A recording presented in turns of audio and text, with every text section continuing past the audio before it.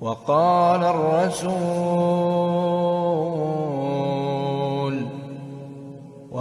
الرسول يا رب إن قومي اتخذوا هذا القرآن مهجورا. وكذلك جعلنا لكل نبي عدوا من المجرمين وكفى بربك هاديا ونصيرا. وقال الذين كفروا لولا نزل عليه القرآن جملة واحدة كذلك لنثبت به فؤادك ورتلناه ترتيلا.